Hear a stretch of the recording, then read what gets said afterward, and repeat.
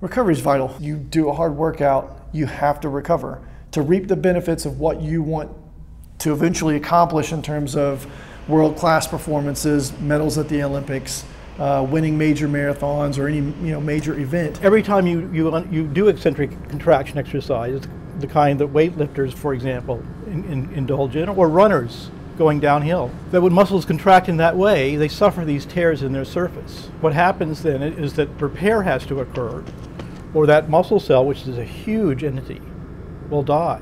If you could not repair those tears, you'd lose those muscle cells. They're huge. That would be a tremendous loss. And what would happen over time is that by exercise, instead of getting bigger muscle, it would atrophy. You have to basically obey the physiological principle of adaptation. So if you apply a stress, then your body goes down below its normal, capability. You have to allow the body to super compensate or overcompensate before you do the same activity or something similar. And if you don't, then you basically keep going down and down and down. That's when you start feeling bad and your body gets sick and performances go out the window. We also think that those tears are important for adaptation of a tissue like muscle. We all know this whole saw, no pain, no gain, right? We think that the pain, if you will, that a muscle cell suffers in a tear is somehow translated into a signal to other cells in the muscle, they're called satellite cells, to divide, replicate, and fuse with muscle to make it bigger and stronger.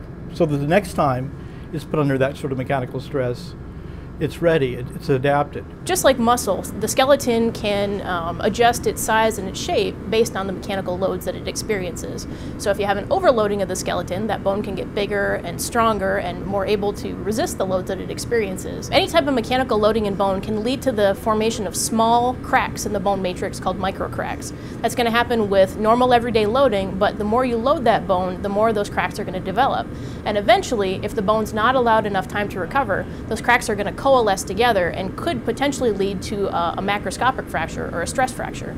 So allowing for recovery time is going to let the resident bone cells come in and fix those fractures before they can grow together into a larger fracture that would lead to a more debilitating injury. So I think doing too much or doing too much too soon or too often, vary your activities, vary where you run. I mean, granted, I like to run at the canal most days of the week, but it's always good when you go someplace hilly. Even if you don't like hills, it's good to kind of mix it up because, again, your body will adapt. And that's the great thing about the human body is no matter what stimulus you apply to it, it will adapt as a result and come back better and stronger on the other side. But you have to allow for that recovery to happen for the benefits to be present later on, because it doesn't matter what great workout you did in the weight room, on the roads, on the bike, in the pool, if you don't have the adequate recovery to follow that, then the results will never bear fruit. It boils down to the exercise is a great thing. The more we exercise, the more we're going to train our bones and our muscles to be stronger and to have the right shape and size. But it's always good to start out slow. You